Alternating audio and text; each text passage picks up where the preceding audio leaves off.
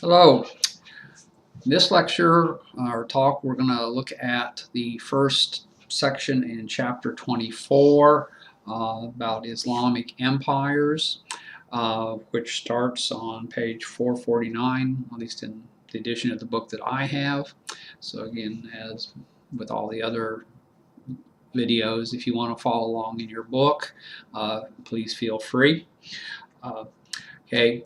First, notice that the title of the chapter is Islamic empires, and that means there's more than one. There's plural. In fact, there are three empires, dynasties that the chapter talks about, and that means, of course, you're going to have to try and keep them straight, know which one is located where, and what are some of the main features of each one. There are going to be some things that are similar to all of them, but then there are going to be unique features to each one. So pay attention to that as we go through this talk and as you read the sections in the book. The chapter opens again with one of these human interest stories that they call Eyewitness. This one is about Shah Jahan's monument to his deceased wife. Shah Jahan is not one of our key terms, but the monument he builds, the Taj Mahal, is. And it shows up here in the introduction and also later on in, I think it's the second part of the chapter.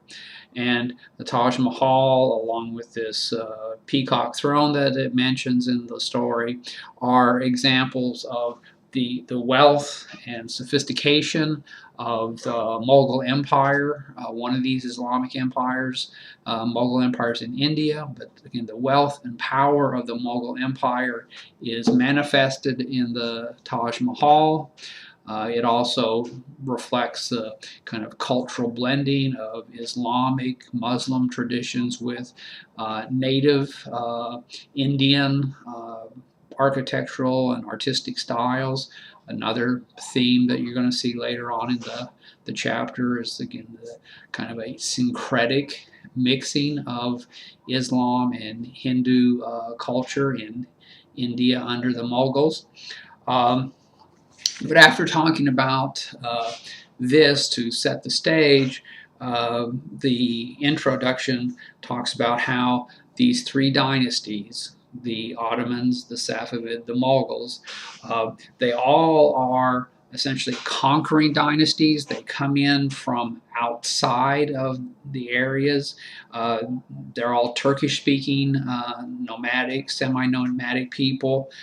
They come into different parts of the Middle East or South Asia, conquer the existing societies, and then you get a syncretic mix of their nomadic culture with the culture that was there to start with.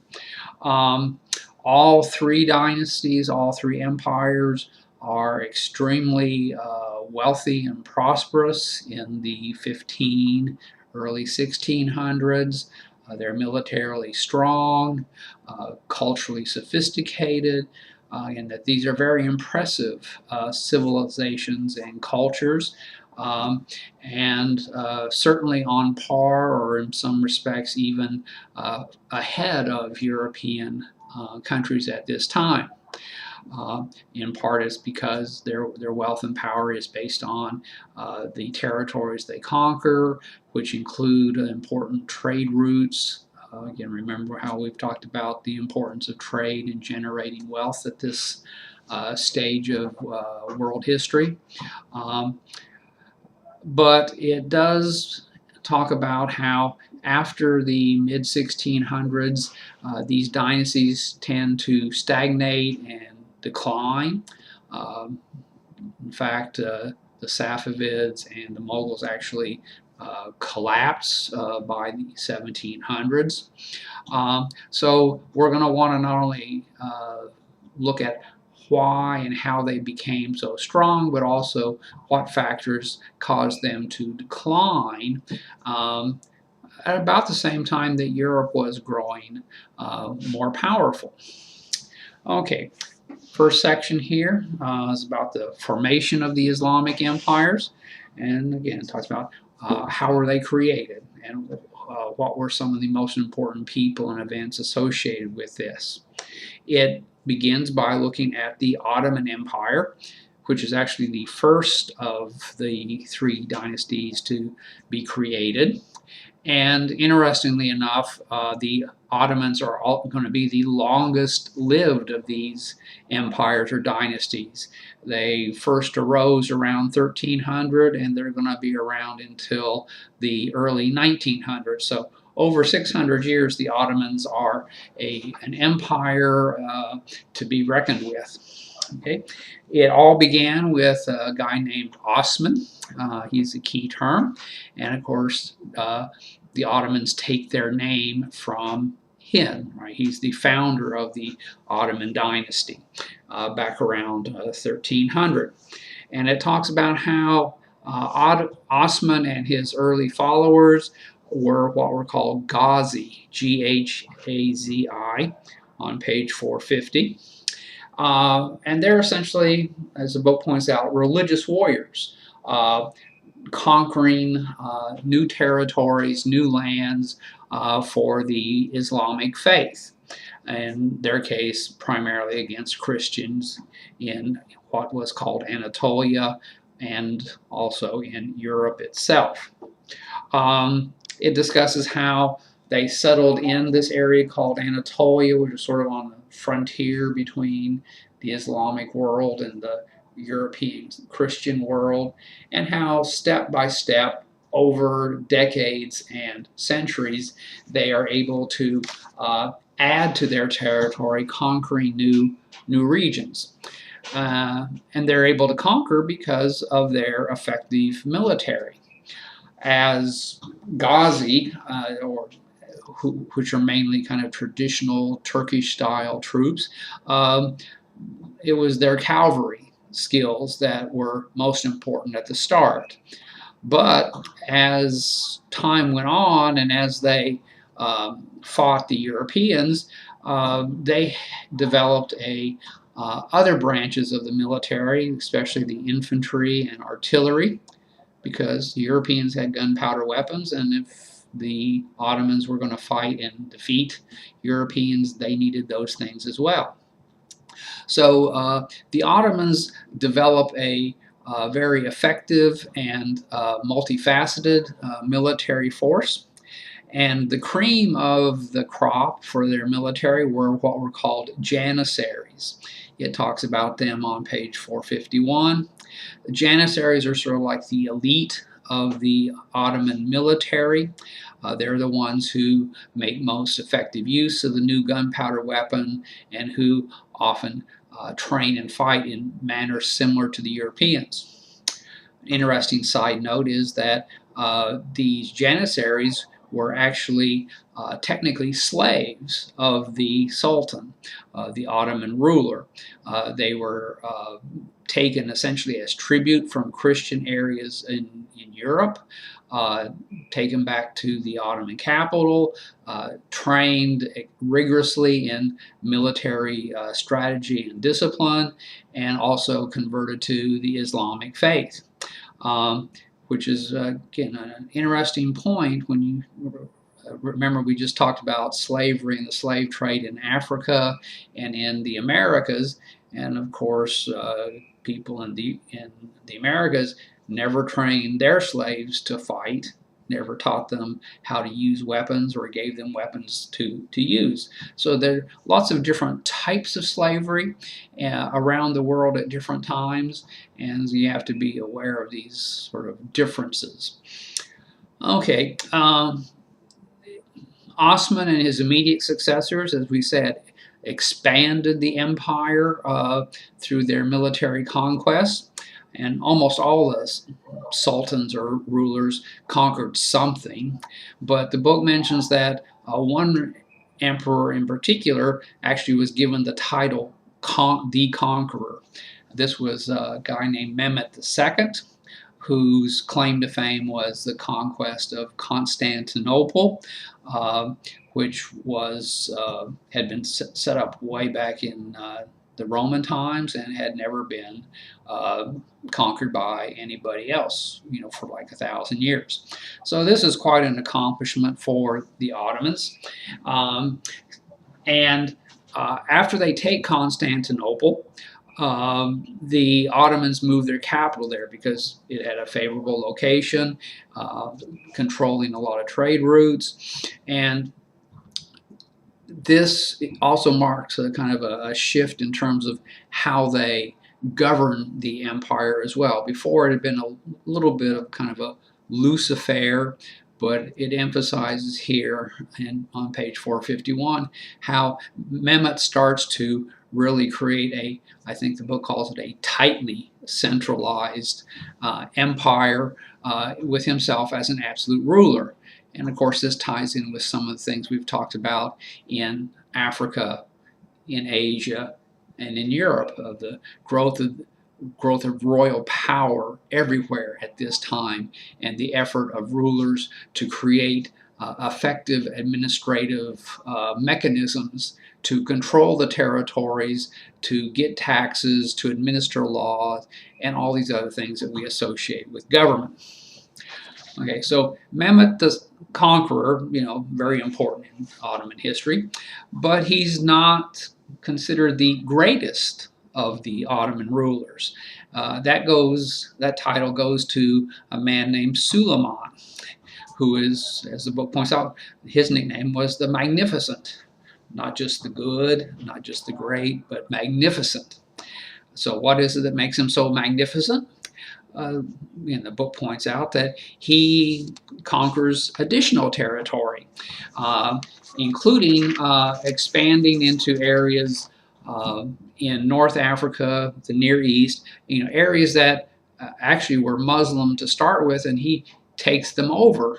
So again, there's kind of an interesting shift there, that no longer are they just trying to conquer new lands, take it from Christians, but now they're turning their attention to lands under other Muslim rulers and trying to bring that under their control as well. But anyway, under Suleiman, the Ottoman Empire reaches its high point in terms of the most extensive territorial expanse it ever is going to have.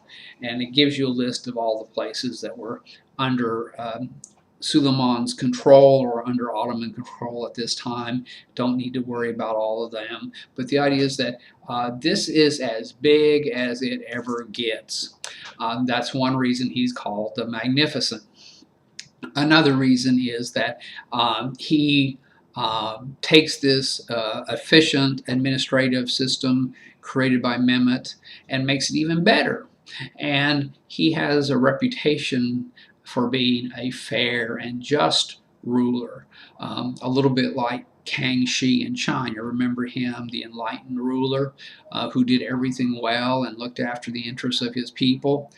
Suleiman the Magnificent sort of falls in that same general category, and that's why he's often regarded as the best or the model ruler as far as the Ottoman Empire goes. Next door to the Ottomans were the Safavids. Oh, I should probably point out that the Ottomans, they are centered in what's called Anatolia, or was called Anatolia back then. Today we call it Turkey because, of course, the Ottomans were Turkish, and that's where they settled, so it became known as Turkey. But they're in Anatolia / Turkey, and these areas they conquer are all kind of around the Eastern Mediterranean, what we would normally call the Near East today.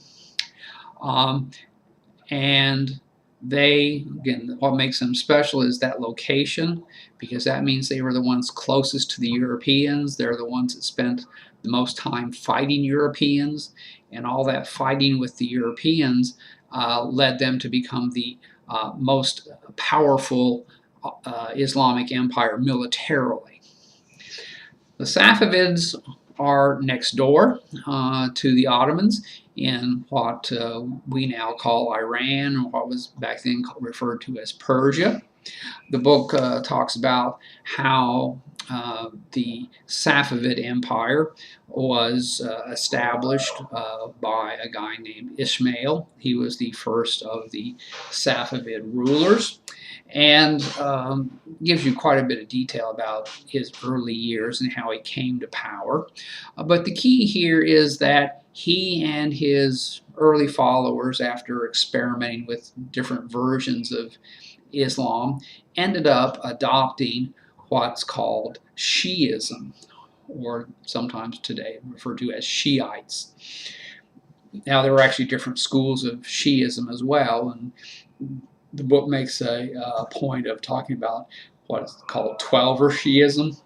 We don't need to worry about what's special about Twelver Shiism versus other brands, but just Shiites, Shiism, that's the version of Islam adopted by the Safavids, which is not the version that was practiced by the Ottomans. The Ottomans followed what's called Sunni Islam. And so the Ottomans and Safavids are going to spend a lot of time fighting each other, partly over normal things like territory, control of trade routes, resources, things of that nature. But they also fight in part because they follow different versions of of Islam, Sunni versus Shias, and just like Christians in Europe fought each other, the Protestants and Catholics. And this is not a especially Muslim thing, but it does happen when you have different versions of the same religion. Sometimes they fight among themselves. In fact, they are still fighting among themselves today. If you look on the news, there's stories in the papers, on TV, and the internet about Sunni and Shiite Muslims fighting and killing each other in the Near East. Okay, well, anyway, back to the 15 and 1600s. The book talks about how the Ottomans and Safavids fight a battle at Chaldiran in the early 1500s, and that's on the list of key terms. This is a very important battle because at it the Ottomans inflict a major defeat on the Safavids, in part because the Ottomans have more and better gunpowder weapons, and they decimate the Safavid armies. Naturally, the Safavids, after this loss, want to try and regain their power, and this ties in with another key term, Abbas the Great, or Abbas the First. So Abbas is a ruler of the Safavid Empire. He comes in the mid-1500s essentially, and it talks about how he tries to restore the Safavids to greatness by reforming their military, reforming their system of government, reforming the economy, a whole series of reforms and changes to the Safavid system to try and keep up or match the Ottomans.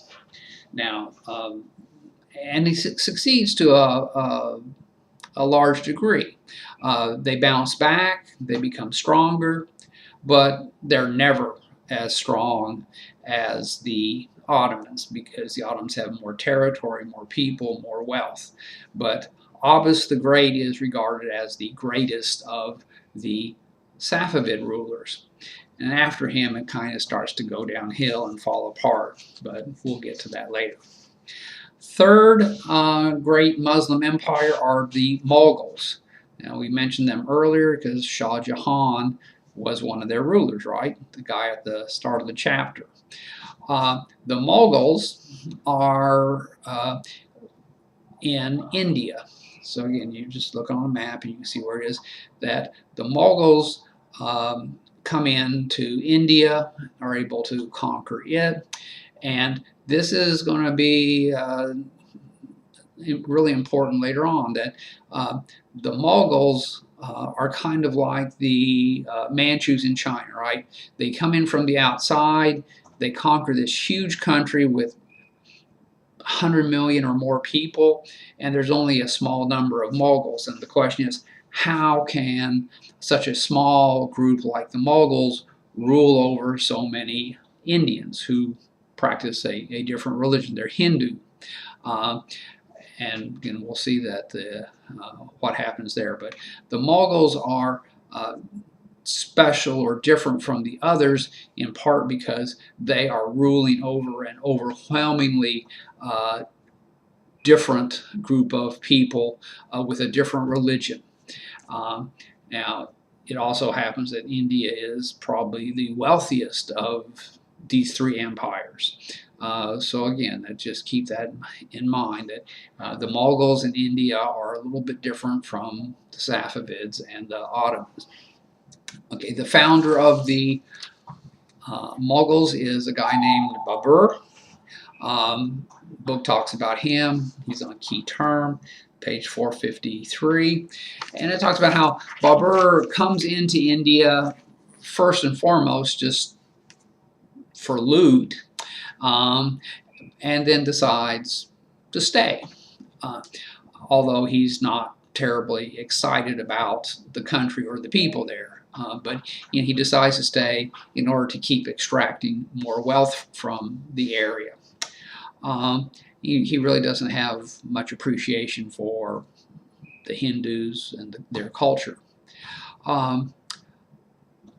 After Babur, there's one or two other rulers until we get to a guy named Akbar. And the book describes Akbar as, I think he's called, the real architect of the Mughal Empire. Now, he's the architect in the sense of he transforms the Mughal system of rule into something like Mehmed had done in the Ottoman Empire, creates a centralized, efficient administrative system to govern the empire, to extract wealth in the form of taxes and stuff instead of just taking loot or plunder whenever or wherever they could. And in this more centralized and efficient administrative system, Akbar actually allows Hindus to take part. Now, one of the main features of Akbar's rule is a lot of tolerance for Hindus in terms of removing some of the discrimination, some of the persecution that they'd been under earlier, and kind of a live and let live attitude. As long as they accept and follow the Mughal policies, he'll leave them alone and they can practice their traditional religion, culture, etc., etc. And just as a little side note, it's not in the book, but Akbar does this in his personal life. As a Muslim, he's allowed 4 wives. And of course, he could have lots of other concubines and women on the side, but 4 legal wives is what Muslims were allowed. Akbar has 2 Muslim wives and 2 Hindu wives, just to show that he doesn't play favorites, right? And he even allows his Hindu wives to have temples and shrines and stuff in the palace, which some of the more conservative Muslims thought, that's really a no-no. We shouldn't be doing that. But he's the emperor, and so he can pretty much do whatever he wants. And actually, that's something that the book talks about in the next section about Islamic society, that the emperors in all of these locations, the Ottoman, the Safavid, the Mughal, that these emperors were absolute rulers, rooted in a lot of nomadic Turkish traditions, and they, again, kind of ruled as they saw fit, and sometimes didn't always adhere strictly to some of what were the rules of traditional Islam. All right, but that's a little bit of a digression. Back to India and the Mughals. Akbar, again, noted for his tolerance, his acceptance of Hindus, and it helps make him and the Mughals fairly popular among the Indian population in general. After Akbar, there's a couple rulers, including that guy Shah Jahan, but the one that the book focuses on is a guy named Aurangzeb. It's page 455, and the book talks about how Aurangzeb is the Mughal ruler who extends the borders of the Mughal Empire to its farthest extents. In that sense, he's kind of like the equivalent of Suleiman, right? That under Aurangzeb, the Mughal Empire becomes as big as it's ever going to get in terms of just sheer territory. The trouble is that Aurangzeb was also a pretty hardcore conservative Muslim who reverses the tolerance of Akbar. That Aurangzeb is convinced that Islam is the only true religion and goes back to kind of persecuting Hindus, discriminating against them, often destroying their religious shrines and temples and things, imposing special taxes on them.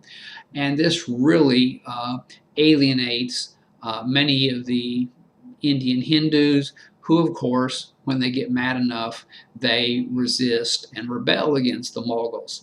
So toward the tail end of Aurangzeb's rule, the Mughal Empire is starting to kind of fall apart from within because of all of these conflicts that are escalating into pretty much all-out civil war between Muslim Mughals and Hindus.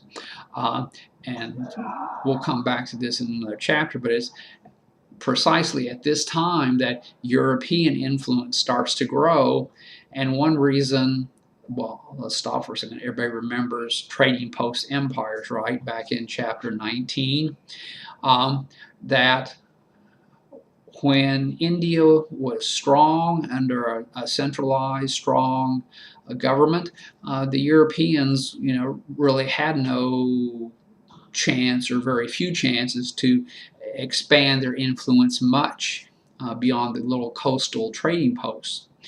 But as the Mughal Empire starts to fall apart, you get lots of little breakaway kingdoms under Hindus, that this gives the Europeans a chance to expand their influence and you sort of play one group of Indians off against the other.